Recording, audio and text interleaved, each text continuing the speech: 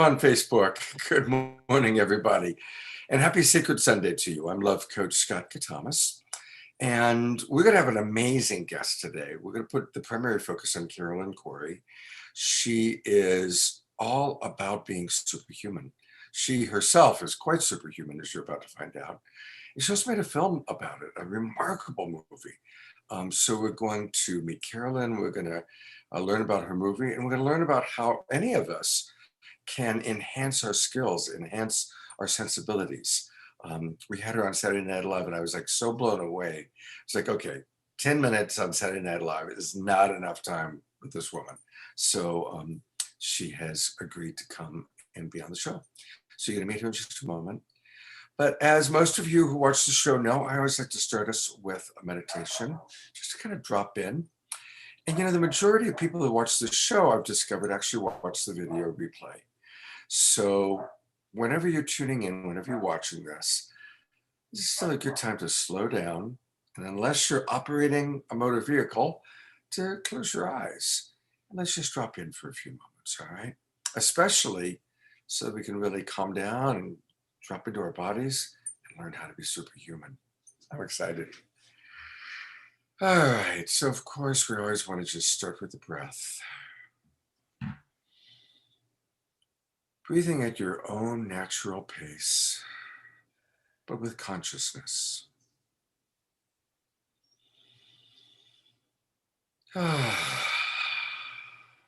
So it's good to exhale in a way where you're literally feeling it leaving your body.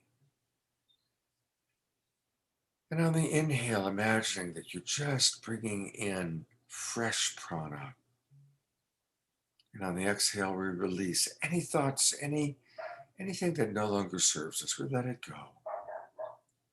And on the inhale, breathing in new life, new energy, new prana.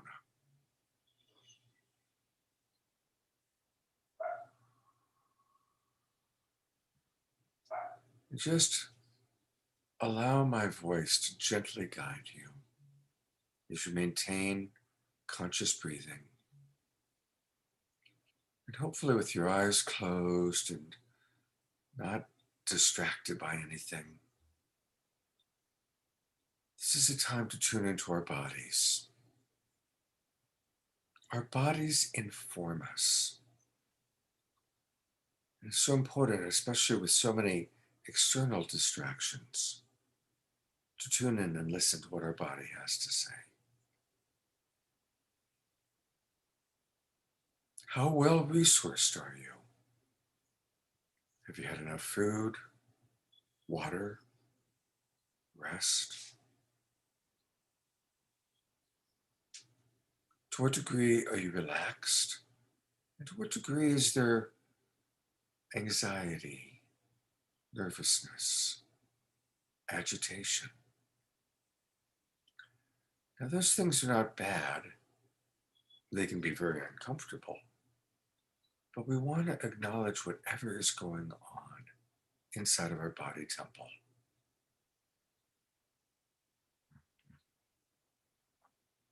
There are no bad feelings, but there are uncomfortable feelings. And when we can acknowledge them, they're actually more likely to dissipate. And if you're having comfortable feelings, that's awesome. We celebrate that.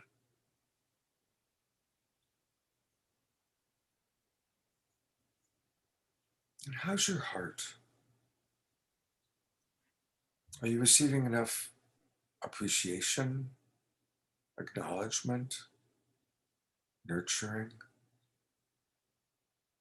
If you are, we celebrate that. And if you're not, we take a moment to mourn, to acknowledge those precious unmet values.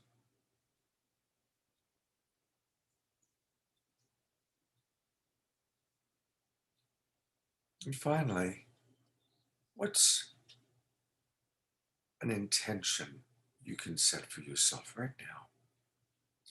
It could be an intention to learn from Carolyn, drop into our time together, or it could be an intention for later in the day, Let's all make a positive intention, something in alignment with the longing of our precious heart.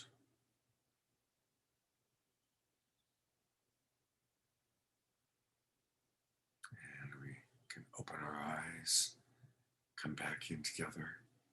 I welcome all the people in our Zoom room.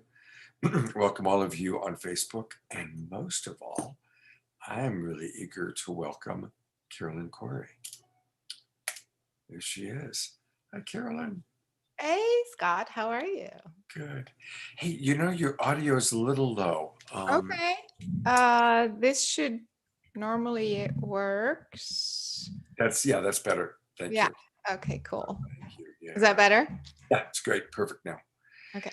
Carolyn, my intention is to just receive your medicine as best as I can, your wisdom.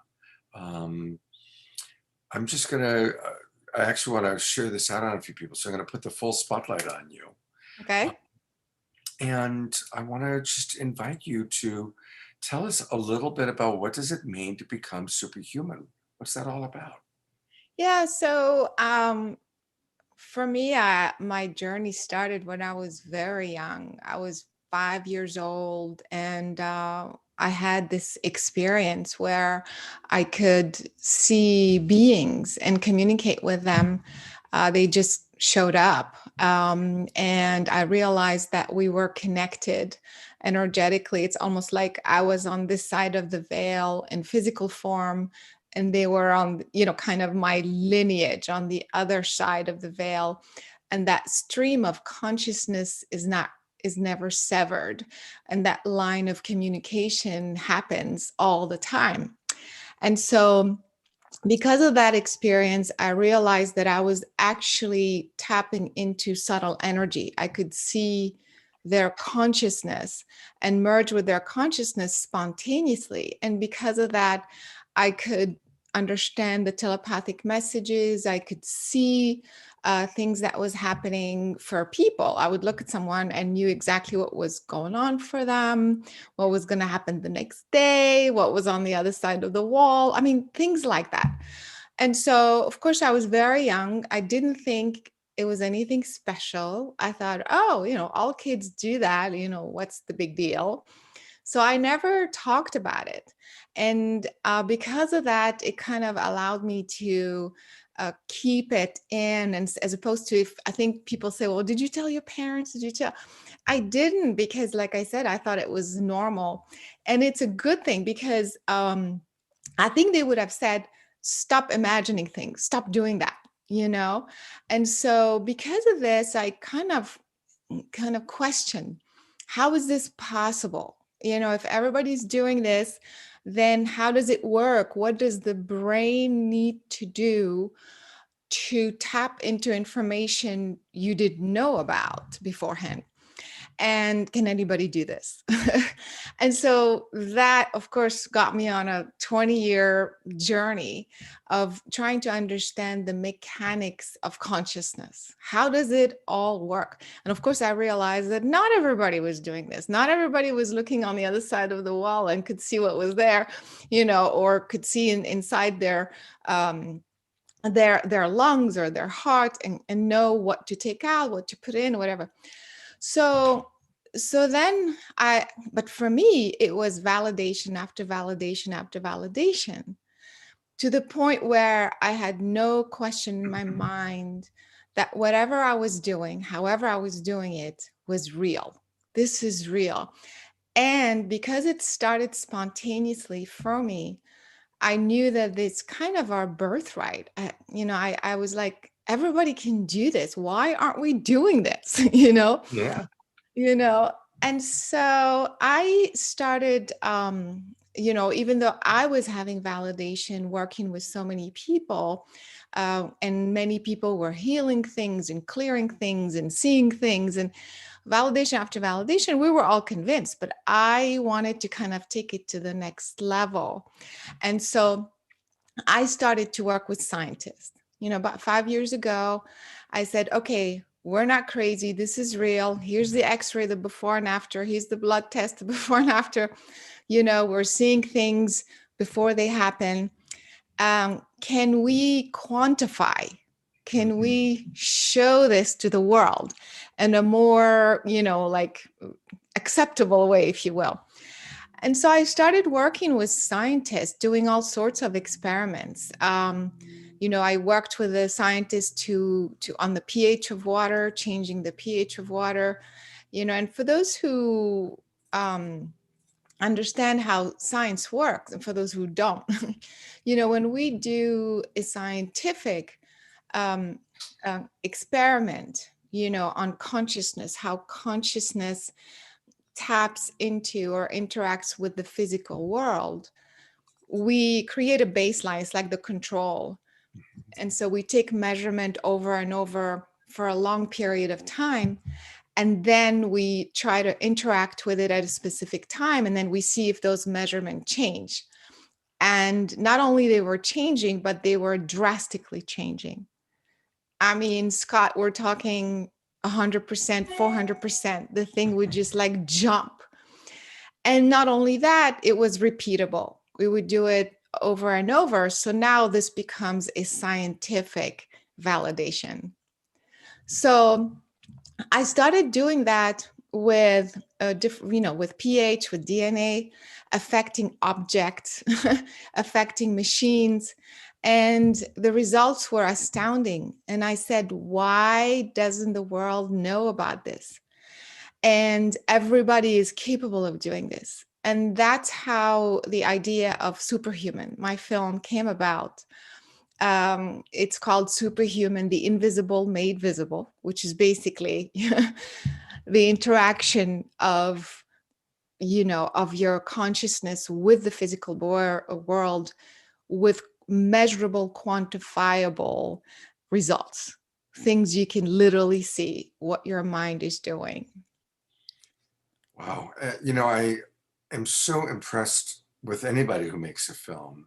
My background was as a writer, director, producer of television. And I only made one movie in my life. And it took 3 years of my life. And I loved it. I'm proud of it. But it was like, okay, you know what? I can't do it. And not only has she made the movie Superhuman, but look at this. She's made 4 movies. And they all are topics that I love. E.T. Contact, they're here. I'm the universe, I am love. I can't imagine a more important message. There it is. That's like the message of, of our highest awareness among us, all about the phenomenon of non-human presence on our planet.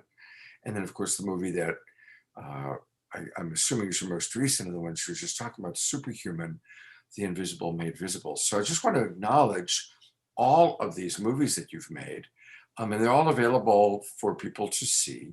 Now, can they actually download them from Omnium Media, or how do people see your movies? So, Among Us is downloadable from our website, but not Superhuman because they're going through distribution.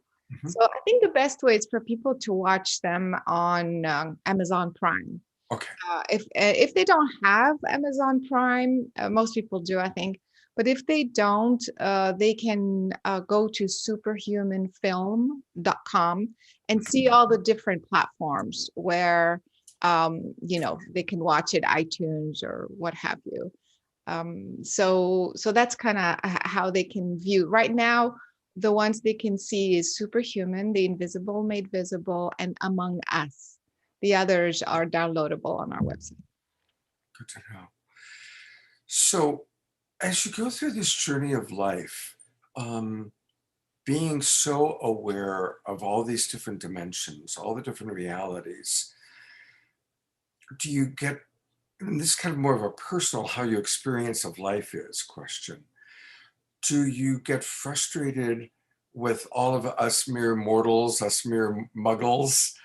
Or do you have an ever increasing experience of compassion for what it's like being a muggle? Right? Or do you experience both? Do you kind of go back and forth between being irritated and being compassionate? Yeah, it's like what you're saying. It's a little bit of both.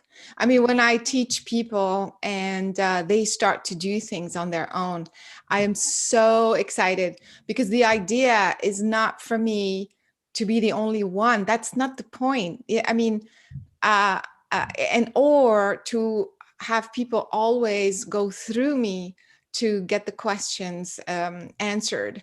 or to be empowered. I mean, my work is about empowering others to find their direct connection to the source and bring that empowered state of consciousness that pleases me. I mean, I'm like so excited, especially when we train people, for a long time. They stay with me. We do all sorts of, and so, but sometimes I have to say, I look around, I'm like, oh my God, we've done this, 100 times. Why are we still asking this question? Why are you still stuck there? I think the human mind is so programmed, individually and collectively, that even as much work as you do, like you have those moments, where you go back to that pattern.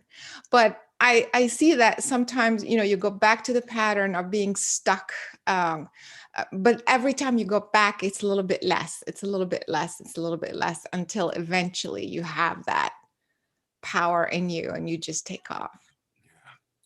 I'm loving this conversation, and it's interesting because I just recently did a series of UFO ET contact related shows with Mark Sims and Adam Apollo, and we had Whitley Strieber and Linda Moulton Howe, and a lot of the people that are in that field, Elizabeth April, who's been on my shows many times. And an interesting point came up. I uh, personally have, having been in this field a pretty long time, I often encourage people to always enjoy the experience that they've had and to not make a religion out of it, Yeah. to not, to not try and, but just it's an experience. Um, and most of the people I work with, kind of have that, agreement. But then there's some people that are so wanting to understand the phenomena that, and I think it's what you were saying, the human mind, we are creatures of pattern, creatures of habit. And when something is outside of our box, it's human nature to want to understand it by finding a belief system. You know, I mean, certainly what happened has been happening with QAnon, and a lot of more extremist ways of looking at the world are examples of that, which I have compassion for people that want to understand. So that's a long-winded way of asking you, as you're working with people and they're experiencing phenomena, how do you manage that piece of it, that part of the human mind that wants to understand things by putting it into a belief system? I mean, it depends, case by case, really, because sometimes if it's somebody that is stuck on a pattern, and then I can see why they're stuck. Are they stuck because it's fear of from of breaking free once and for all? Then I can help them. I can point to the fact that this is free will, and you're just stuck exactly at this point of, because once you free yourself, it's the point of no return. Mm. People say oh, I want to see subtle energy like you, I want to see beings, I want. So then when we do the training, I can say, I can see, because I can see their minds and I can see where they're stuck. That's what my training is. That's how I what I did my whole life. So even though they say, I want to do this, I want to have this ability, their subconscious mind is saying, I'm not ready, this is too much, I can never be superhuman, all those patterns.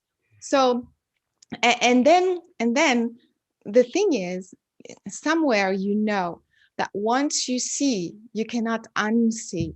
And so there are beautiful things that you want to see, but unfortunately, I started to see things I didn't even think were possible. at the time. They were so dark and so ugly.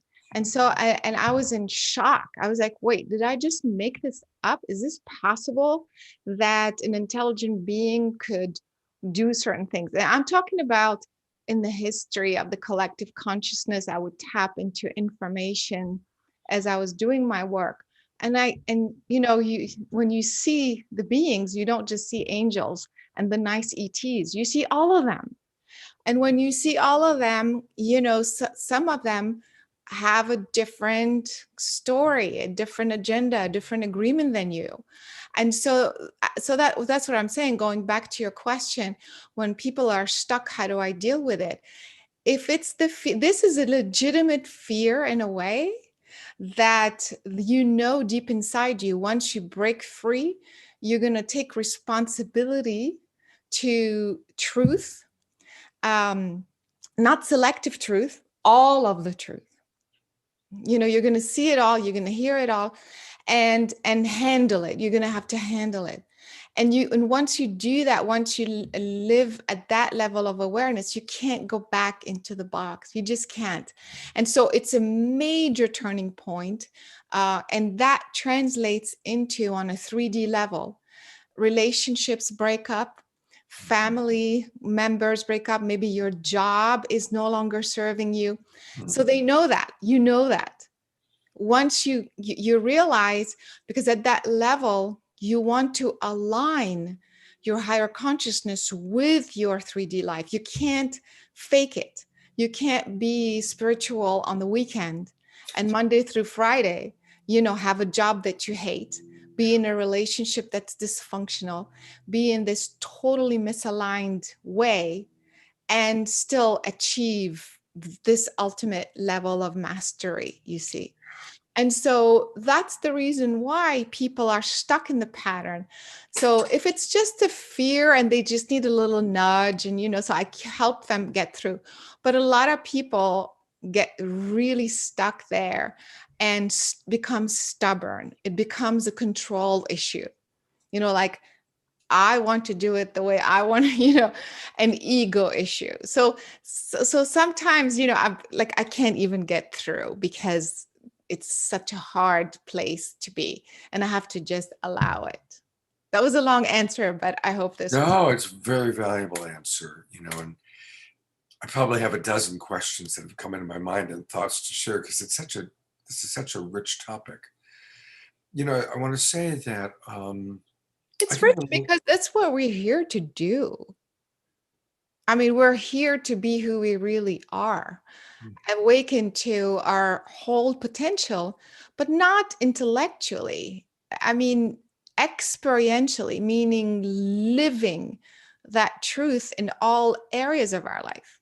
Like I said, we can't be saying, I meditate and I do yoga, but the rest of my life is totally misaligned with who I am. It just doesn't work this way. So I'm going to pull back and take a look at the big picture from your perspective. Obviously, this planet has so many things going on, and as you mentioned, there's not just angels, but there are other entities. Maybe you could call them ghosts that are stuck in pain or whatever it may be. But there's a shadow side. You know, we live on a planet that at all times, part of the planet is in light and part of the planet is in shadow, and we are children of that planet. You know, we all have a light side, we all have a shadow side. As you were just saying that we're here to really fully embrace our full potential, do you perceive that we are going to have a mass awakening and kind of this planet, this dimension will become kind of a heaven on earth experience? Or do you believe that it's more that there are, of course, multiple dimensions and we kind of shift into the dimension that matches our vibration? I know Yeah, that's a good question, but yeah, I think it's the latter. But so because there are beings making different choices, we're not the only ones. And so to say that the entire planet, every single person is going to make the exact same choice doesn't even make sense, you know. So that's another thing. Like I said, once you tap into truth, capital T, you know, you see it all, and not different people want different things, and we have to allow that. This is free will. And so I feel like there are different dimensions within the earth plane, and certain dimensions are moving faster than others. And you get to kind of, through your own free will, through your own spiritual awakening, kind of direct yourself, you know, through this path or this path or that path. And ultimately, I feel like, if that was your question also, I feel like the people who are interested in, I call it perfect realignment back with source, meaning the planet itself cosmically realigns differently.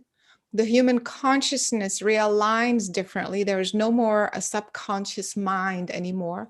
You are functioning at a much higher level of awareness, and everything in your reality matches that alignment. So you are in pure truth, pure discernment, and freedom, and of course love.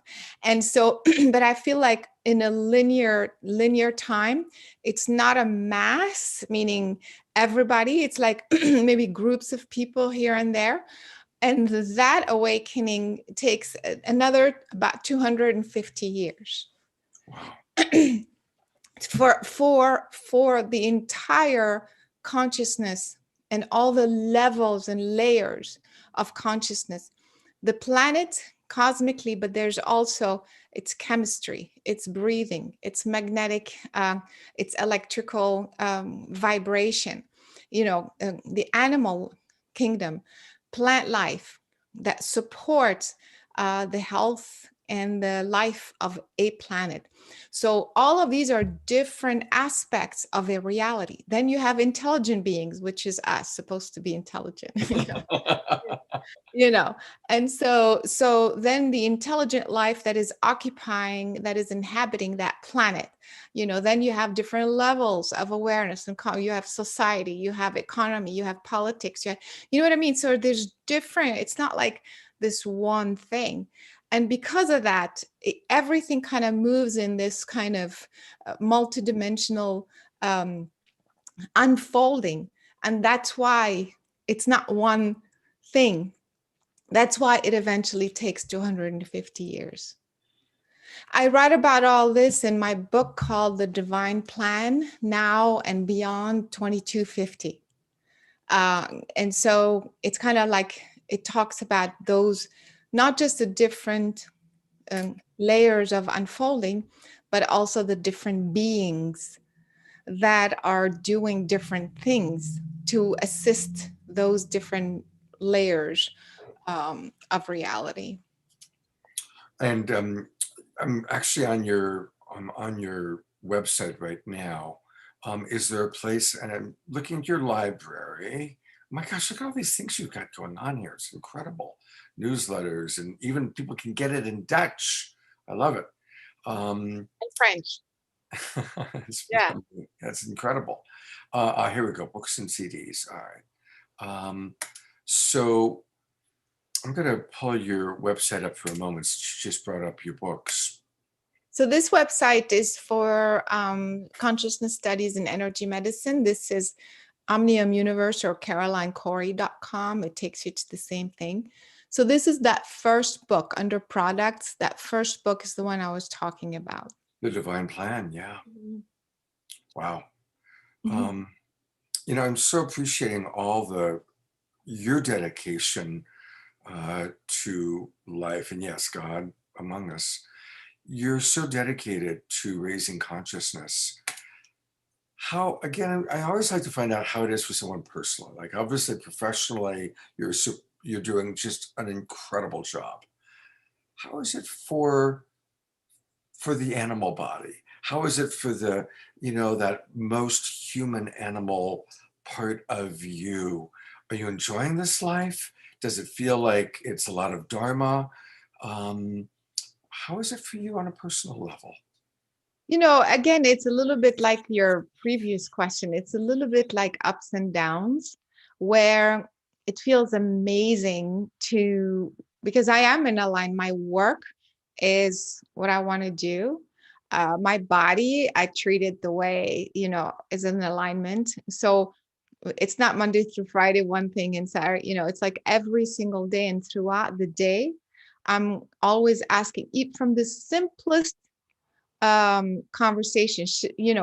Do I go meet this person? Is that aligned with the divine plan, with who I am? Do I, should I start this new project? Is that aligned? So everything that I do, if what I'm going to eat today for lunch, is that aligned?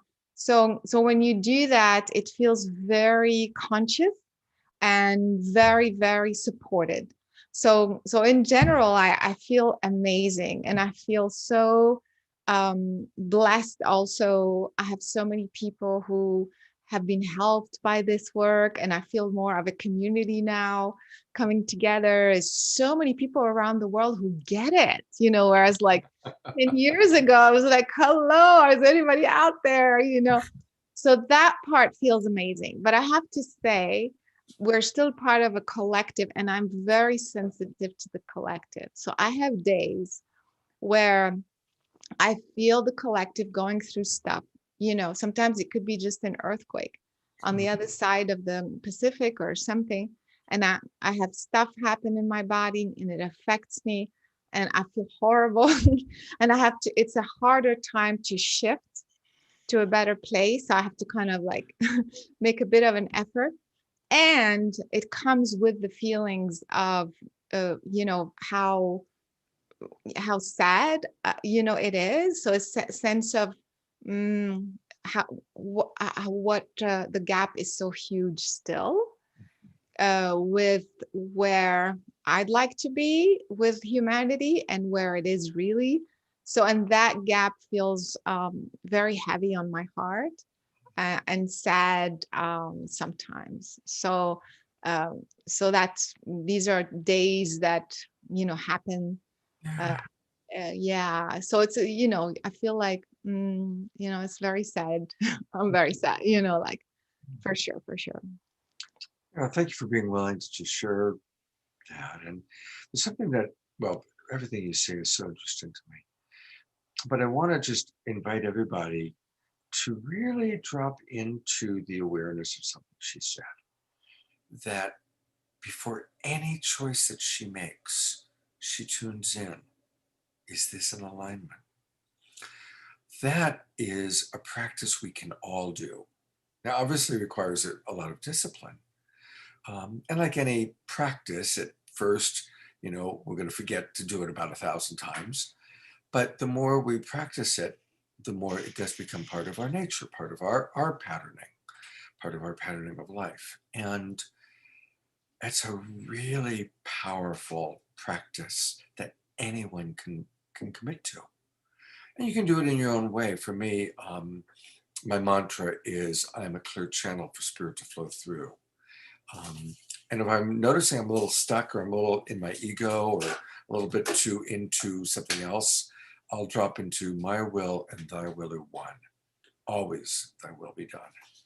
My will and thy will are one. Always thy will be done. And that just helps me bring my ego and personality into alignment with my higher self. Now that's my own personal way of doing what I was hearing you describing. But I really want to encourage everybody, and whether you want to attach it to a religious belief or a spiritual belief, or just feeling like you're in alignment with life. I was working with a client recently who has a remarkable life, and he happens to be an atheist. And it was interesting to me because most of my friends, most of my colleagues have a spiritual practice and a belief in life after death and, all of that. And he doesn't. And yet he has this remarkable life. And I said, so, how do you do that? And he just feels in alignment with life itself. So, there are an infinite number of ways for us to imagine God, um, life, existence, whatever you want to call it, but to really make that commitment to practice being in alignment with as many things that you do during the day as you possibly can. So I took what I heard you saying, kind of wanted to riff on it because it's so important. And anything you want to add about your practice or how you encourage people to do that practice? Yeah, I think this is so important. Like you're saying, in the beginning, they would forget or not pay attention. But eventually, like you were saying, the more you do it, the more, like, to me, it's a habit that from the smallest little thing. But I do want to say that a lot of people would say, well, I can't tell if it's aligned or not, what salad I should have today, what my body wants, or if I should take on this job or meet this person even for coffee or whatever, because we don't have that level of discernment. And so the way I suggest, again, we don't have that clarity, we don't have that training. Nobody teaches us this as kids, to be able to tune into our higher self. There is no higher self as a kid. They don't, so as we grow up, we discover all of this, and now we're trying to figure out how to use it. And so another idea that I have is for people to, until they get into the habit and master this practice, what you can do is imagine that your heart is a separate person. So your mind is you and your heart is a different person. And when you ask the question, you ask your heart to feel, to tell you the answer through feeling. But if you separate the two, like you distinctly kind of separate the two, it's almost like you're talking to a different person. It helps a little bit in getting yourself out of it. And then you'd be surprised. The heart would respond like, for example, constriction, like, not the right time, not the right thing. Or it would feel very relaxed and very, very open. And this is how you know that this is an alignment or it's not an alignment. So again, this is a fuzzy line for a while, but eventually you kind of, this, of course, it's temporary. It's just an exercise, allows you to get out of your own way and feel the truth of what is aligned and what isn't. Your timing is so fascinating talking about the heart because last night on Saturday Night Live, one of our speakers was Greg Braden, and he led us all on a practice of tuning into our heart and talking to our heart. So it's so cool the next morning hearing you sharing that as well. And people had really lovely experiences, and it is a beautiful practice. So thank you. Yeah, and so but there's a bit of a difference with speaking to your heart and feeling your heart and doing this for the purpose of discernment, of Yes, guidance. So yes. So you just said one of my favorite words, discernment. yeah. And by the way, I have checked and I have not received an email from you with those links. Um, Oh, so I'll shut for a minute, maybe go take a look and see, maybe you didn't hit send but they haven't made their way into my box. And I've checked all my different boxes. So, um, it was an invitation to download a bunch of things, but otherwise we can maybe play it from YouTube. yeah, we could do that if needed. It doesn't always play quite as well. So I'm imagining if you sent it like as a WeTransfer, or something like that, but I haven't received anything from you. Yeah, Um, it was a Google link. It wasn't a WeTransfer.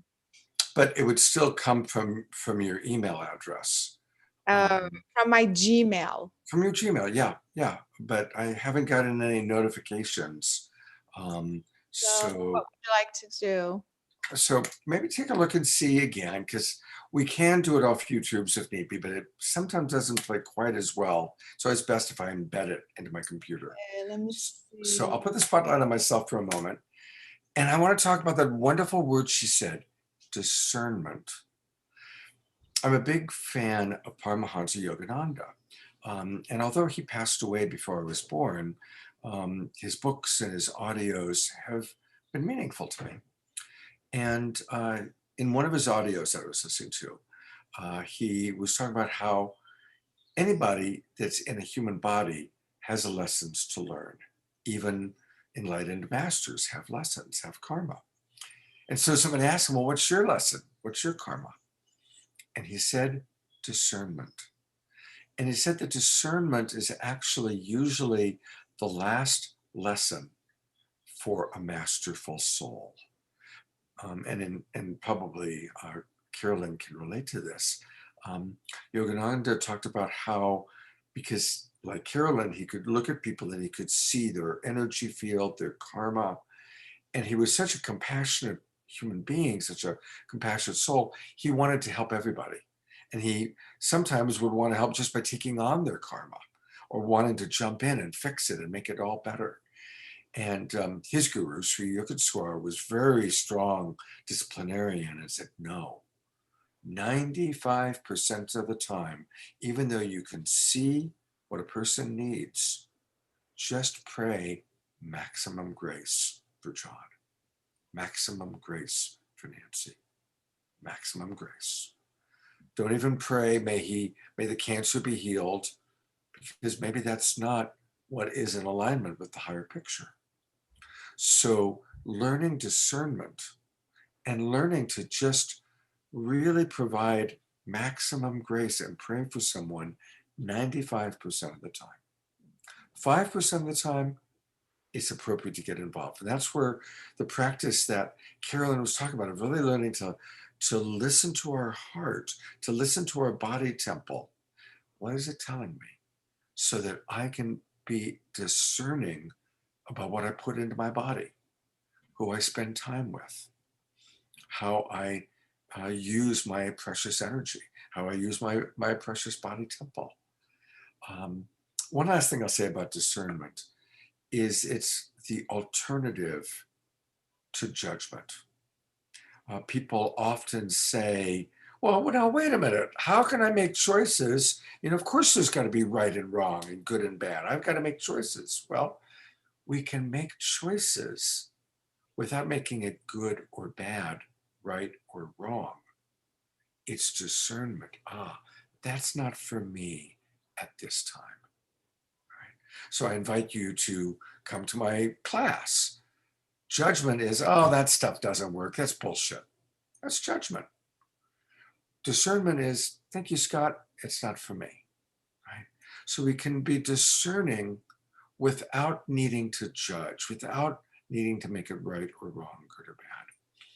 So this has been me covering with some important stuff, hopefully, while hopefully Carolyn had a chance to send the email. Hi, Carolyn. Yeah, so it's sending, I'm resending it through WeTransfer, and it says, 3 minutes. So. Right. Great, thank you. Yeah. I don't know if you had a chance to hear what I was saying, but. Yeah, I did. I was listening. Yeah, I love. How's that land for you? Yeah, of course. That was one of my biggest struggles when I was starting out. So what happened was, when I was younger, like I said, I would do certain things, or I would see some things in someone was struggling with something, and I would see like, oh, they need to see a doctor because they have cancer starting or something, things like that. And then I would be like, wait, what if I made this up? Like, what if it's not true, and so I was very nervous to say anything in the beginning, because I didn't know how to discern at the time. I wanted to make sure I was discerning what I was seeing and perceiving, because of the responsibility that I felt. And so because of that, I spent a long time.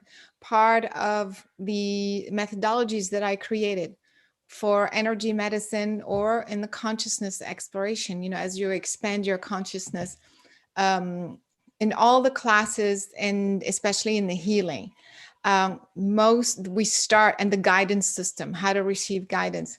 I have specific classes only on discernment. Wow. Because because if you don't even have that base, then how do you know what you're downloading is what you're downloading? How do you know where it's really coming from? How do you know that what you saw is wrong is not part of your projection? Especially if you know someone, or especially working on yourself, because you have your own emotions.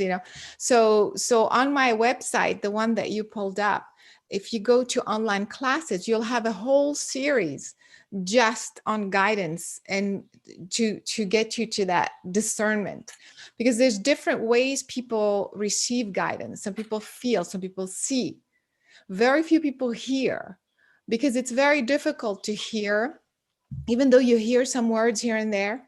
But just to be clairaudient is usually harder, because it's a lot of people kind of become schizophrenic, because you don't know how to handle, you don't know where this information is coming from. So most people feel, are sensitive first, then some people see. And so the idea is, how do you it's one thing to receive the information, but then how do you interpret it, and then relay it to the person you're talking to, so you are 100% out of the picture. It's not your projector, it's not your idea, it's not what you studied, it's not what somebody else told you, it's not what you've seen in other patients or clients or what have you.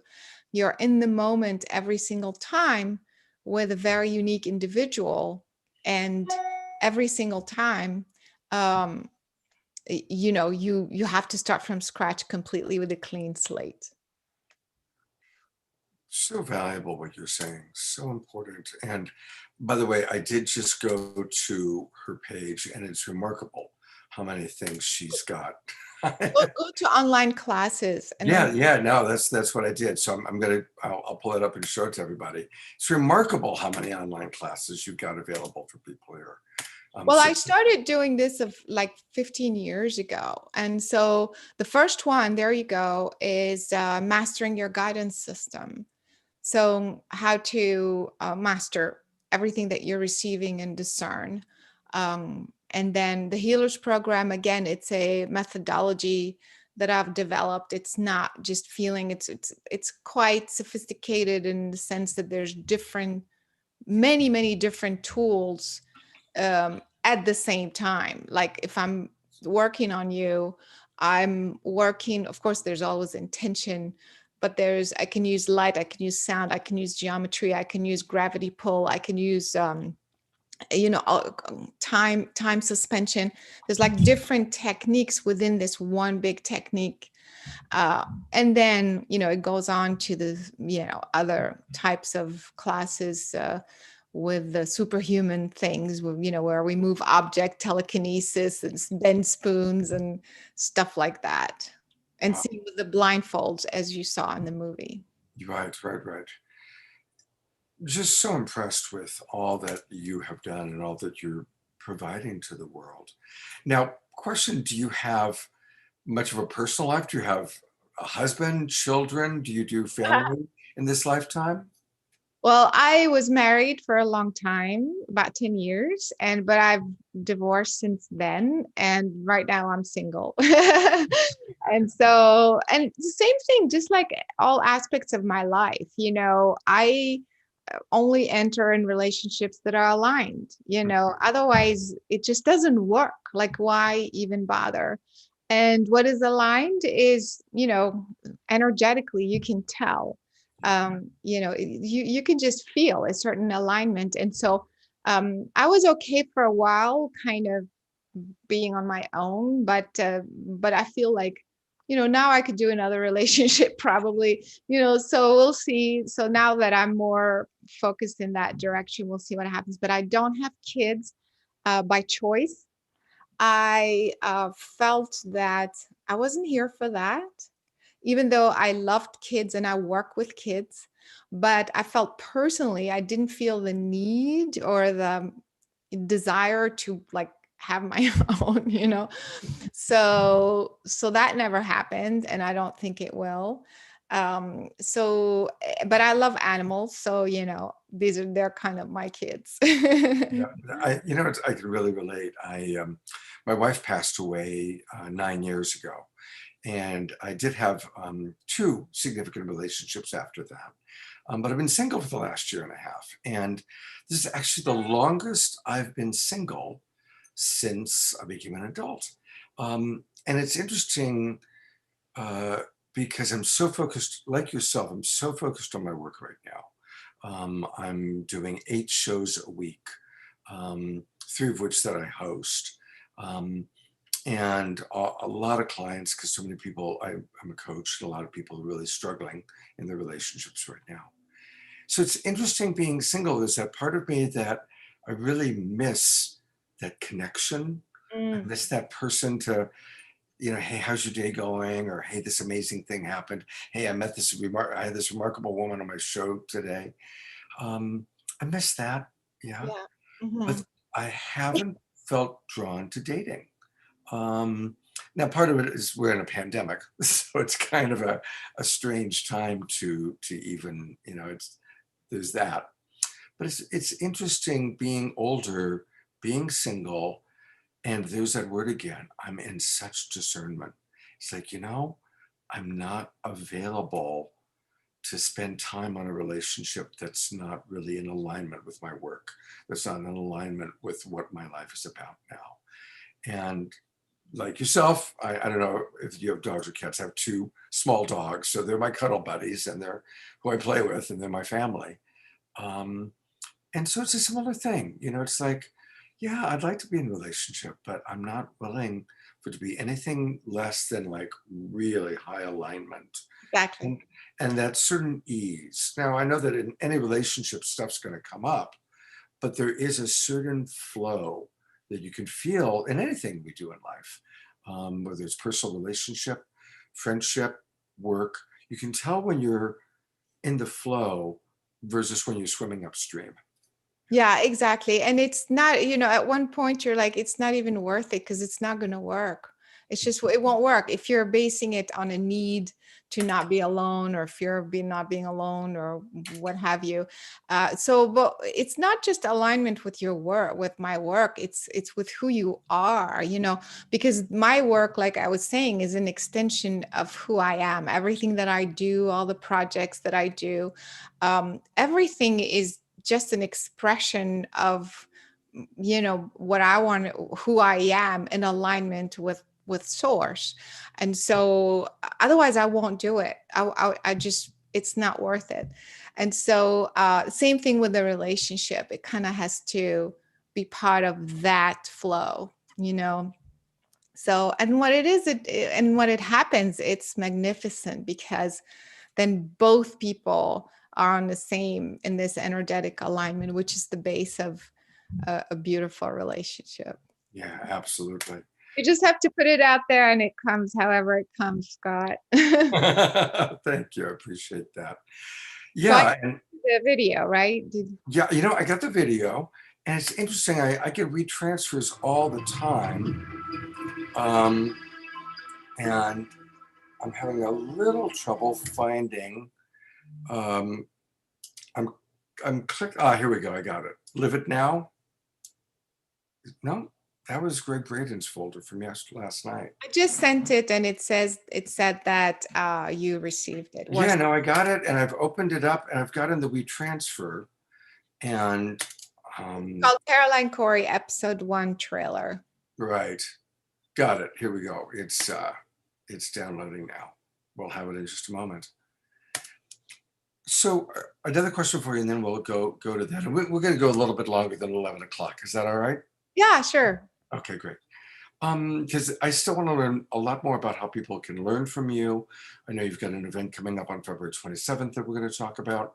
I want to show the trailers. So you're really actually somebody that we should just like do a whole day. We're doing a day long with Andrew Harvey, Yeah. who's one of my favorite teachers. So, question. I mean, I guess we'll go there. So, if somebody wants to work with you, Mhm. like, is it online classes only?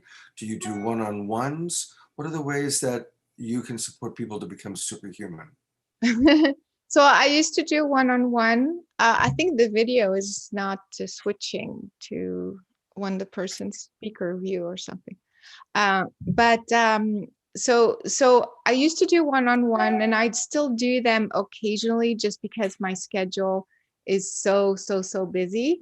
And so what happens is, especially now, for example, I just started pre-production on my next film. And so my schedule becomes very, I'm still promoting my previous film, Superhuman. So it's quite a lot. But I just finished 2 months of private sessions, so I go through periods. So as of today, I'm not doing one-on-one unless it's a very, very, very unique situation. Somebody needs something urgently, or, it's a real serious crisis. But otherwise, that's the reason why I have all these classes. So we did those classes online, and now people can purchase them and download them, and they watch the video and they learn at their own pace. So there are classes, I mean, you saw those classes for guidance and stuff, but there's also classes to be able to see completely blindfolded, like you'll see in the movie. Like I said earlier, telekinesis, different types of meditation techniques that are specific for focus and concentration, and focusing your intention for, again, changing the pH in water, or telekinesis and things like that. These are the Superhuman online classes that are part of that list. And it's very easy because you see video like the PowerPoint, and you see me explain, and there are exercises. So you get to not just learn on your own, but practice. And then you're part of a forum, and you share things and questions. And then I hop on the forum that way as well. So this is how people can learn right now. That's beautiful. I'm going to go to your website one more time, and then we're going to play your video. I've got a video to show, but again, look at all these online classes that she has. And again, you can go there by going to carolinecorey.com or Omnium Universe, OMNIUM universe.com. But they can also just go Caroline Corey, will take you there. CORY. Yeah, that's how I did it. I went Caroline Corey. And look at all these things: mastering the human mind, and then, of course, how to become a practitioner. And this is when you go to her classes. But she's got healing sessions, her library, her products. It's really, you have so much going on. A lot of wonderful videos as well. So very impressive.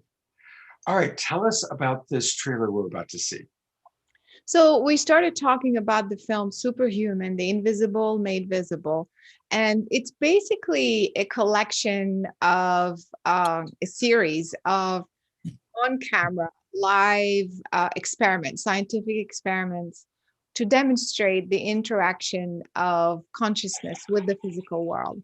So we start, for example, with remote viewing. We bring in, that's another thing I was saying, what I wanted to do in this film is show that anybody can do this. So I have different guests who come on, and we teach them how to do certain things. So we show them, we teach them how to do remote viewing. Then we do a live experiment on camera, and then that unfolds. And then we do experiments with pH, with DNA, telekinesis, and then with the blindfolds. So it's kind of, it builds from one live experiment to another to bring this whole picture of consciousness being fundamental, consciousness being the what triggers, what starts the process of creation, and how understanding that you can literally affect the physical world, whether it's your physical body or the physical reality. So that's what the film's about. The trailer will show you these. We can just play it and people can. Great. And thank you for sending it. I'm looking forward to seeing it again.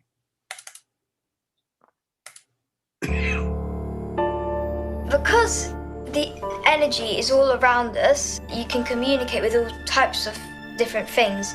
Well, what we do here is collect intelligence against foreign threats using a parapsychology discipline called remote viewing. We essentially want to invite you to become a psychic spy. We know our own CIA had been experimenting in psychic tests and abilities.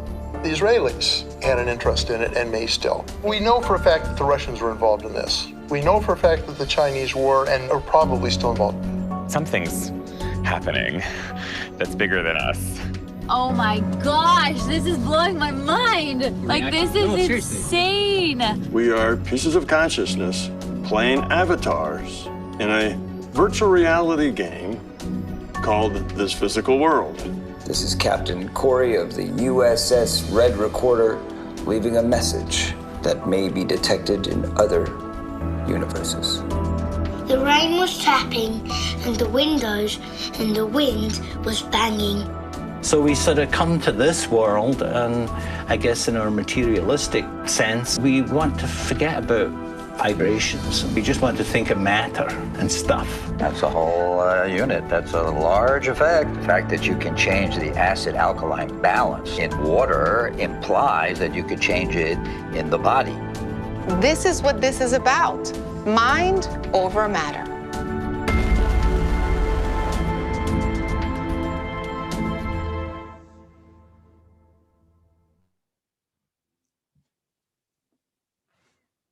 There are so many enticing images in that film. The kids playing ping pong blindfolded. Yes. Crazy, right? Oh, it's so beautiful. It's just beautiful. I mean, it's like a glimpse into the future. Yeah, they play ping pong, they, skateboard. I mean, you saw the skating, ride bikes. I mean, you try doing that, for like few feet.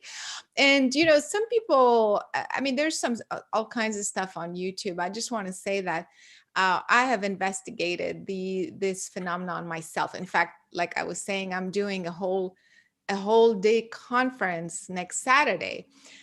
So we're demonstrating live how it's possible. So there's different methodologies out there. Some of them have their eyes completely closed, taped, and there is the mask on top of that. Others use the mask, but their eyes are open. So it's like different methodologies, but they all get to the same conclusion that they're able to see everything completely blindfolded. And so I've investigated, like I said, this to make sure there's no cheating, and it worked. And even scientifically in the film, there are a couple scientists out of the University of Bari in Italy. They were looking into this phenomenon, and they literally were able to measure the amount of light that was inside the mask. And so they could see that it just went down to zero. There's zero light photon inside the mask. Well, the human brain doesn't see. Vision works with light. Light reflects on objects and then we can see. But if there is no light, technically you're not supposed to see. So how are these people seeing? So this is, to me, by the time we got to this, it was like insane. The validation that your consciousness can literally reprogram your brain to do things technically it wasn't supposed to do, to the point of seeing without your eyes. I mean, we're talking crazy stuff here. And so this works with blind people. This works with, let me just clarify, not all blind people, it depends. Sometimes blind people who are from birth are different than people who lose their sight from an accident and things like that. So it has so many different applications. Also, you can improve your brain functioning in so many ways. It helps with autism, ADHD. Some people heal stuff spontaneously as they're doing the training. So, now we're tapping into things that we thought technically are impossible. And this is real. Like I said, I mean, it's scientists are testing it.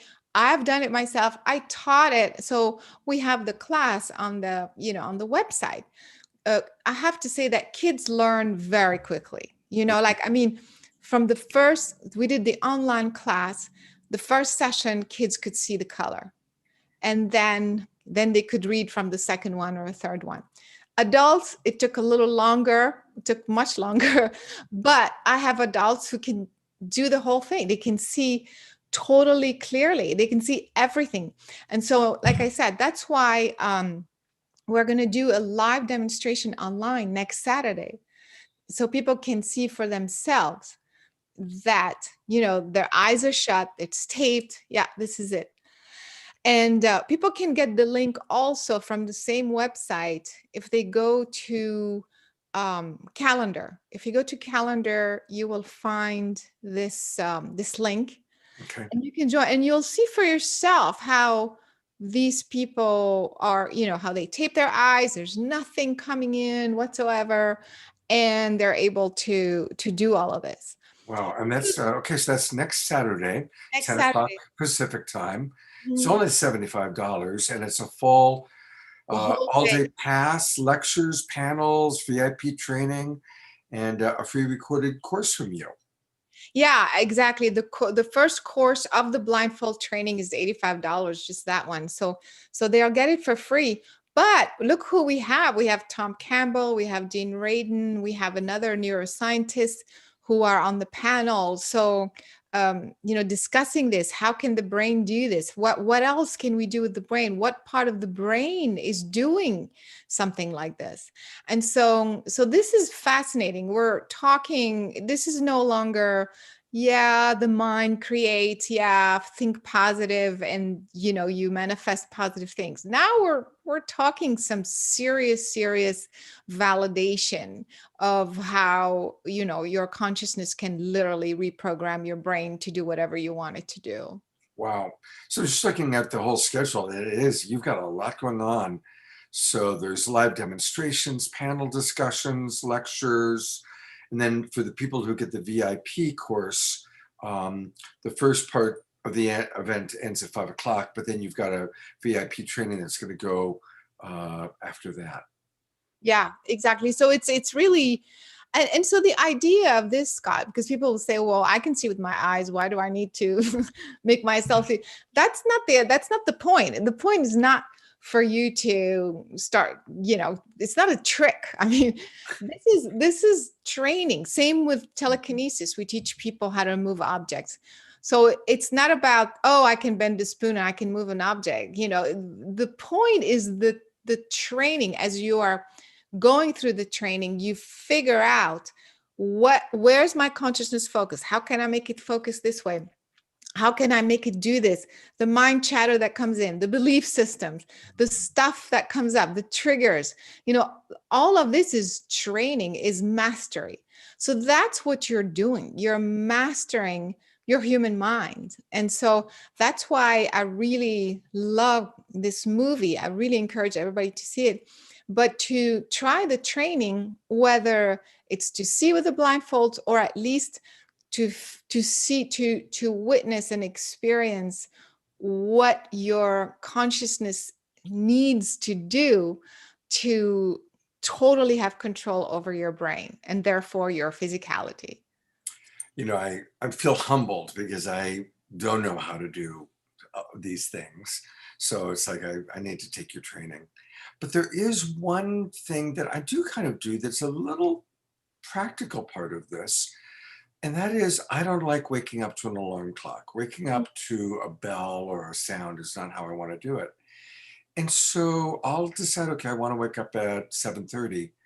And I'd say 90 to 95% of the time, I will wake up, and when I first look at the clock, it's 7:30, right? Or whatever, time I set. And it's almost as though there is my higher self or some out-of-body part of myself watching that comes in and says, okay, Scott, now's the time. So I would say that the only thing I can imagine that I've done that's kind of similar to what you're describing is my internal alarm clock, not needing to wake up to an external one. But beyond that, I have not learned how to move objects, and I would love to learn how to do that. I've got a question for you. Yeah. Levitation. Yeah. Have you seen people levitate? Can you levitate? What's the story on levitation? And how come, if it does happen a lot, there's not more videos of it, or it's not more frequently observed? So I have, in fact, levitation is going to be explored in my next film. But I want to say just real quick, yeah, okay. Uh, uh, so. Um, so I'm going to explore this in the next film. And what happened for me, you asked me if I can personally do that. I actually did that spontaneously one time, actually 2 times. And but I didn't know, like I didn't mean to. So I was in actually in a class. Everybody had their eyes closed, thank God, because it just happened and it took me by surprise. And I never actually investigated like how I did it exactly. So to answer your question, I didn't really pursue it as of today, but because it is in my next film, it's part of that. Then I'm going to investigate it further and see how this is possible. And can we do it on purpose? Can we do it consciously? But what's the point of that? Same thing, like it's all about mastery. So to be continued. I I've always had a very deep fantasy to levitate in this life, learn how to do that. And of course, I'm sure, like most of us, have had so many flying dreams, Yeah. and really good ones, like ones where I really thought it was happening. Yeah. And so on some level, I guess it was. But that's always fascinated me. And I've wondered if in this lifetime, because one of the things I believe, and I'd be curious to hear what you say about this. I know we need to wrap up, but I've always perceived that certain things cannot happen in group consensus reality until there's enough of a group consensus that we're going to allow this to happen. And that's why I've always thought mass sightings of UFOs, levitation, significant miracles don't show up in group consensus reality because the group mindset isn't ready or doesn't have that agreement.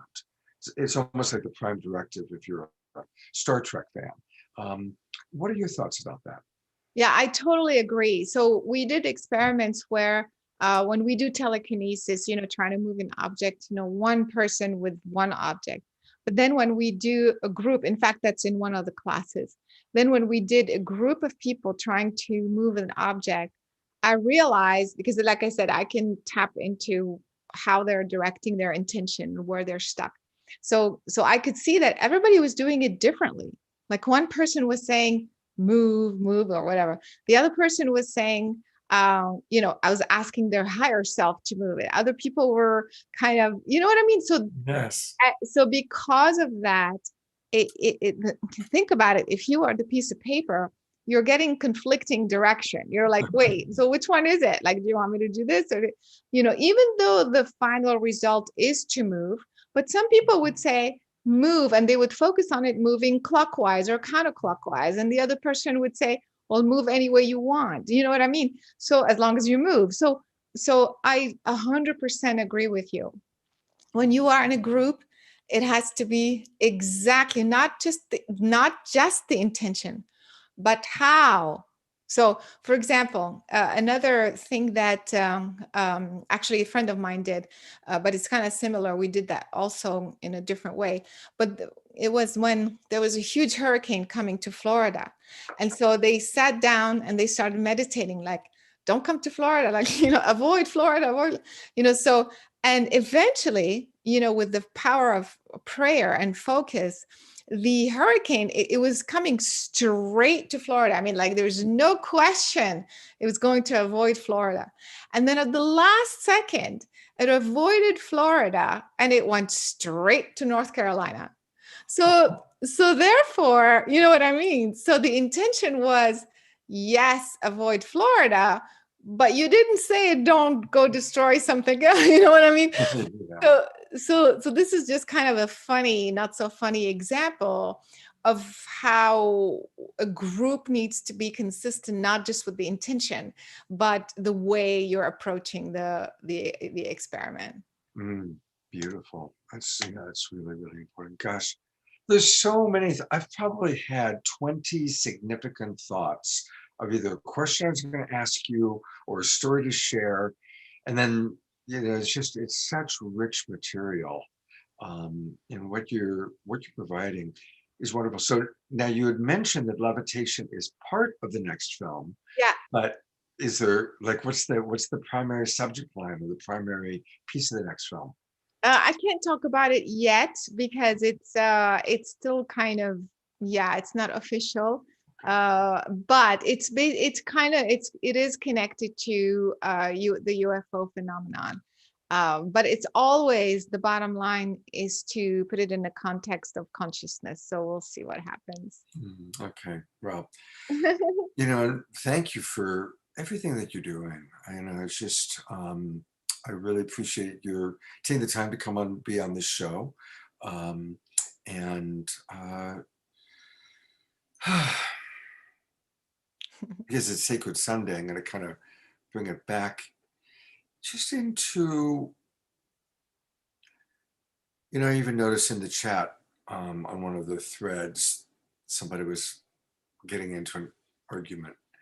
Oh, And really? About what? I haven't, because I've been tracking you, but I Yeah. just noticed that two people are bickering about something, Okay. about what's real and what's not real. And let's not do that. We all have a right to our experience of life. And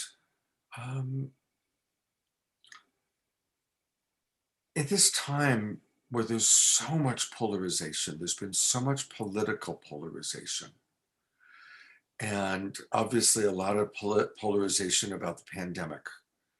And now is the time that it's almost like humanity is being tested of, okay, are we going to stay in the old paradigm of right, wrong, good, bad?